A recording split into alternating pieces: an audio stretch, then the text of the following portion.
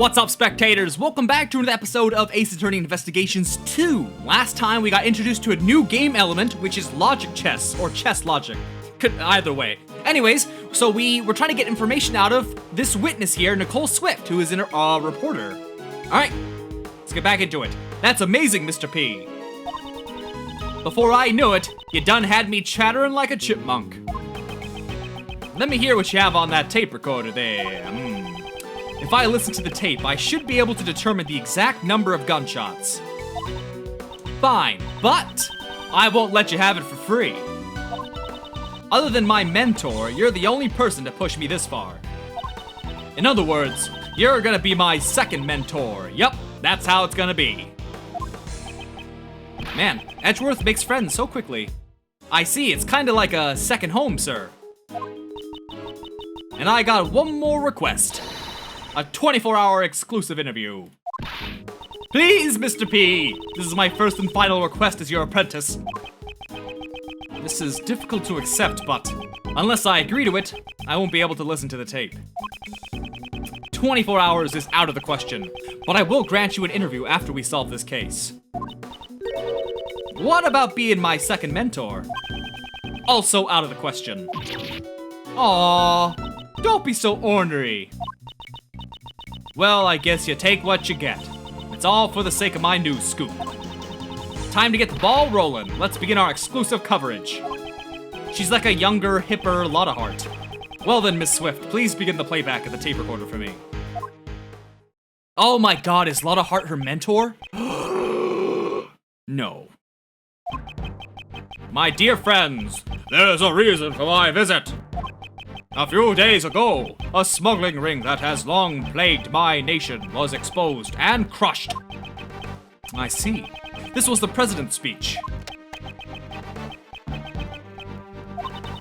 The president passionately addresses the crowd. He's deflating the rumors flying around about a recent decline in his approval ratings.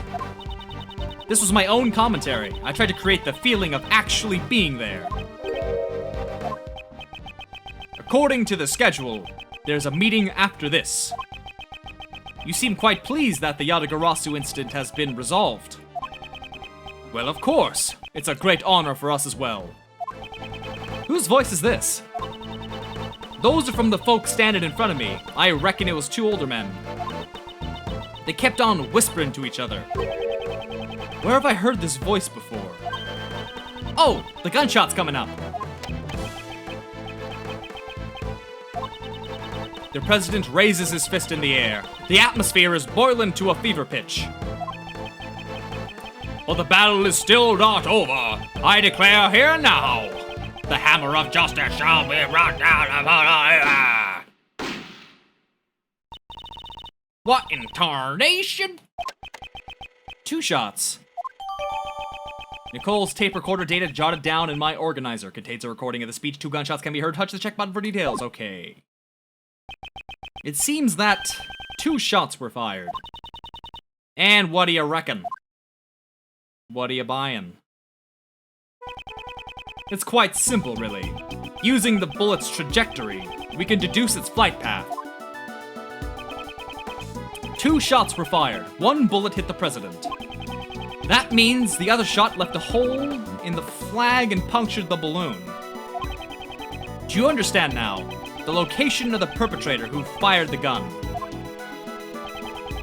The bullet that struck both the flag and the balloon was fired from here. Here? Here? Here? I don't know. Take that! Over here. That's right. The perpetrator definitely fired his gun from here. Would them bullets really hit their mark from there? It's Mr. Edgeworth we're talking about here, pal. I'm sure he has amazing logic to back it up. And when it's all said and done, he'll show you another one of his brilliant deductions. I'm looking forward to it myself. Come on, Mr. Edgeworth. Do your thing. Wait a second. Let me think. Hey, Mr. P. Don't push yourself too hard now. This isn't the right spot. 2 shots were fired.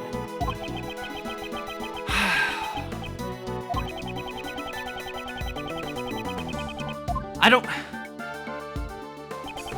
It doesn't make sense. That would mean the person fired from here.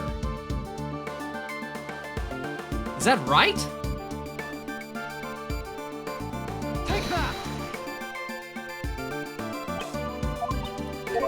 No, that's not right either. What the hell? That only leaves... So we've covered this line. We've also covered from this side, which means the only other place it could have been from is somewhere in this direction. Either here or here. I really thought originally that it wouldn't be anyone in the crowd. Take that! By connecting the bullet marks from the flag and the balloon, we learn the bullet's trajectory. It's likely that the bullet was fired from the left side of the audience area. Judging from the bullet holes, the shooter probably stood on the left side of the audience area. Just what I'd expect from Mr. Edgeworth. Gumshoe, I'd like to investigate the left side of the audience area. Yes, sir. Wait, you mean we have to move all these people? Yes, there's no time. We could be losing vital evidence for every second we let slip by. We must hurry. Mentor number 2. Hey, mentor number 2. Miss Swift, I assume you are addressing me? Of course, mentor number 2. This is my time to shine. I'm an expert at crowd dispersal. Light the torches, release the hounds, and run them down. I appreciate your help, but please do not use those methods. Also, please stop addressing me as your mentor. I never agreed to that position. I hear ya. I'll try to keep that in mind, mentor. I mean, Mr. P.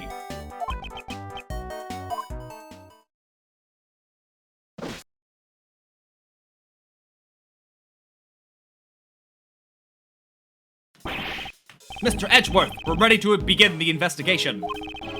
Miss Swift was all over the crowd helping us round him up, sir. This ain't nothing compared to my first mentor's mob wrangling skills. She seems to be used to this sort of thing. However, Miss Swift, all that running around seems to have caused your clothes to be covered with mud. I'll take care of the cleaning bill if you like. Eh? Oh, you're talking about my parka.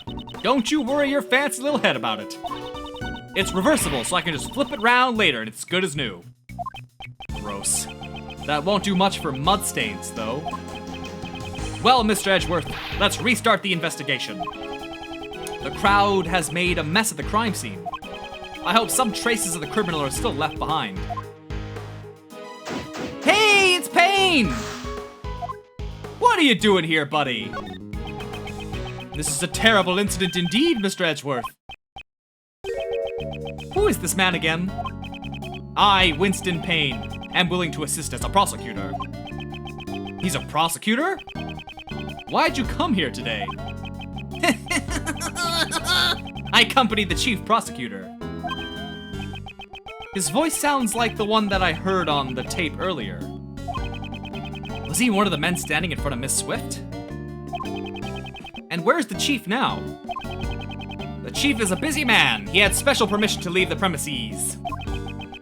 The chief called me here and then left by himself. I'm not completely satisfied with this. Okay. Oh, the trash can. Y'all need to go through the garbage?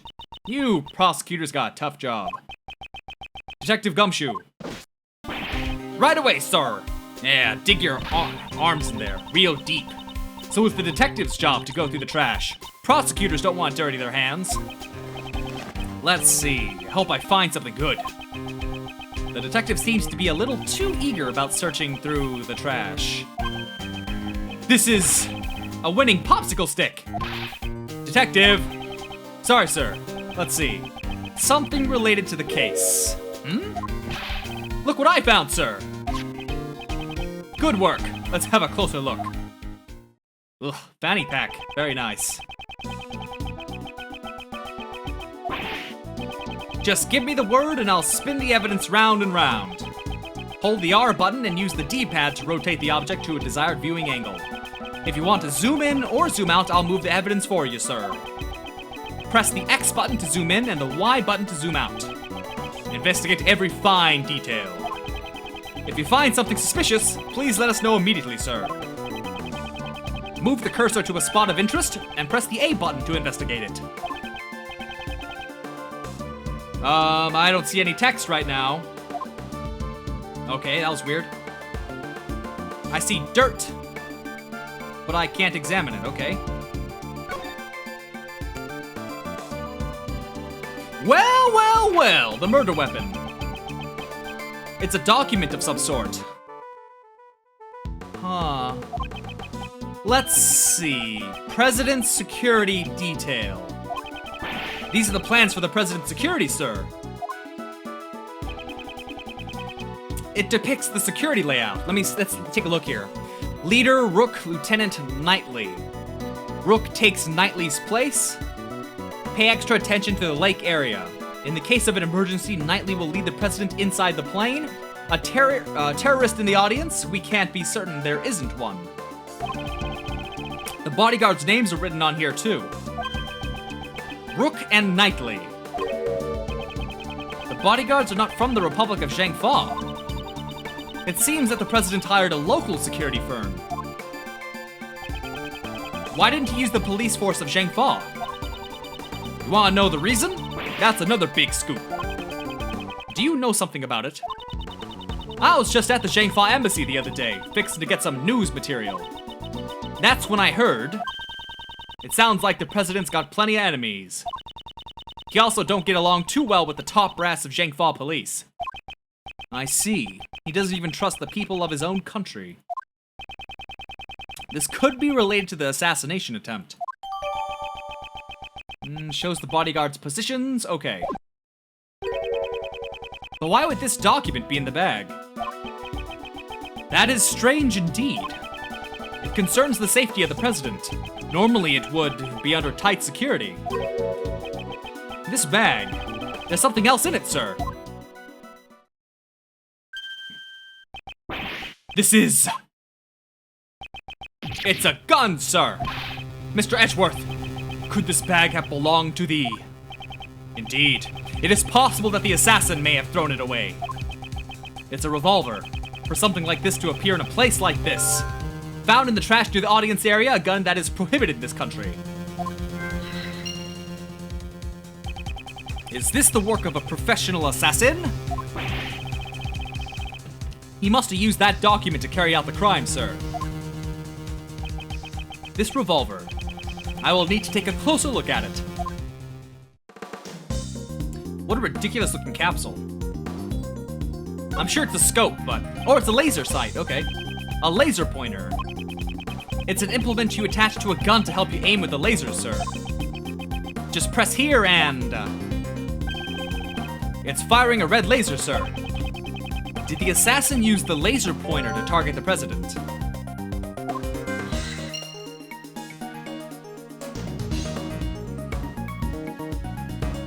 What else do we... Oh, hold on. What's under it? Probably nothing, but never know. This would be the grip.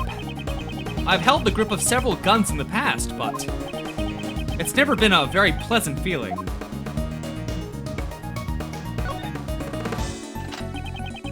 This gun fired 2 bullets. That matches the number of gunshots heard. This must be the murder weapon, sir. Revolver data jotted down in my organizer. This bag has provided us with lots of useful evidence. Dumpster diving really paid off, sir. Good work, detective. I have one more request. Please tell the forensics team to check the gun and the bag for fingerprints. Yes, sir. If we could obtain fingerprints, it would be a huge breakthrough in our investigation. I've got the results back. Oh, that took you a whole 2 seconds. That was fast. Of course, I made them double time it. It's impossible. Gumshoe, that's impossible, Gumshoe. Unfortunately, we couldn't find any fingerprints, sir. Are you certain you did a thorough search? Of course, we combed every inch. We even took out the bullets and examined them. As expected, this won't be easy. Alright then, where else do I want to go? I can talk to people, or I can keep wandering around. Oh. I suppose I could go up here. Oh, no, I can't. Okay. Well, It is a news van for the local media. The tires are stuck in the mud. That reminds me of the time when I helped push your car out of the mud, sir. You just drove off and left me behind. I was totally bummed out. Now that he mentions it, I do seem to recall something like that happening. But 15 minutes later, you did a U-turn and came back to pick me up. As expected of Mr. Edgeworth. I knew you wouldn't forget about me, sir. Yes, of course not.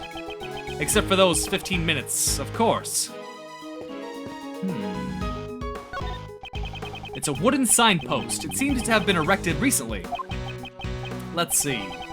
The Gordy Museum is about 50 yards ahead. And 80 yards from here... What is it, detective? Speak up. 80 yards from here, there's a boat rental shop. Oh, you all know what that is.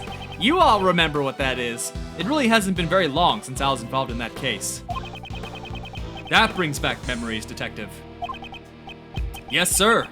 It brings back memories for me, too. Let's speak with her. About the case. This is a really cute song they gave her. Did you come here to cover the welcoming event? You betcha! I wouldn't have missed it for the world. What time did the event start? It started after the rain stopped pouring. It had been raining all morning long. The president's plane got here at 1:45 p.m. Then, the president began his speech at around 2 p.m. When did the shooting occur? I reckon it happened sometime around 2:20 p.m. So it occurred about 20 minutes after the speech began. Yep, it was right then. The sound of gunshots ripped through the air. And the poor old president collapsed on stage. And that's what went down on March 25th, 2:25 p.m. at Gourd Lake Park. What was that all of a sudden? Oh, that? I was just recording some notes. It's for my report. If I think of something good, I take a note of it right away. It ain't often you get the chance to cover a presidential assassination. Gotta make it dramatic and heart-wrenching. I'm gonna write me an action-packed article. Did the president actually collapse on stage? The bodyguards escorted him onto the plane, sir. Y'all have to pardon my embellishments. Sometimes I get a little carried away. It seems that it would be best if I took this woman's testimony with a grain of salt. Reporter. Well now, I guess you could call me a reporter. It sure sounds different when someone else calls you that. Reporter Nicole Swift. Yup, it's got a nice ring to it. Just to be clear, you are an actual reporter, correct? In training? What? Then how many articles have you written so far? Oh, you mean like actual published works? None at the moment. Yet. You still call yourself a reporter. Well, this case is gonna put me in the spotlight.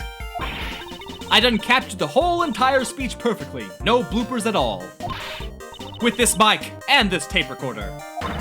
I'm gonna be a shining star in the broadcast world, just like my mentor. Your mentor. So, Mr. P, how do you know my mentor? You're the one who brought up the subject. I may or may not have said something like that. As a reporter, you should take responsibility for your words. But my mentor always tells me, a reporter should always leak information freely. What a public nuisance. She told me that when she gave me this here tape recorder, get out there and record all the scandalous scoops you can get. So you create smoke where there's no fire. I'm amazed you call yourself a reporter. I don't start the fires. I just fan out the smoke. As far and wide as I can. Isn't that what I just said? Should I present something?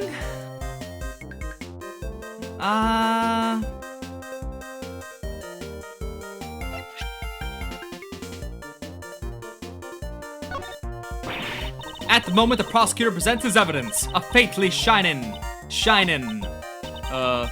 What'd you just show me? Okay, clearly it's not important at all. Okay.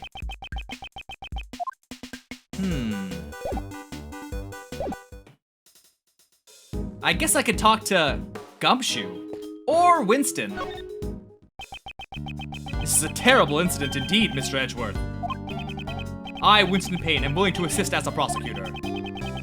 Oh, we already did this. Yeah. All right. Well, let's go ahead and end this video here for today. So stay tuned tomorrow for the next episode. And thanks for watching. Bye-bye!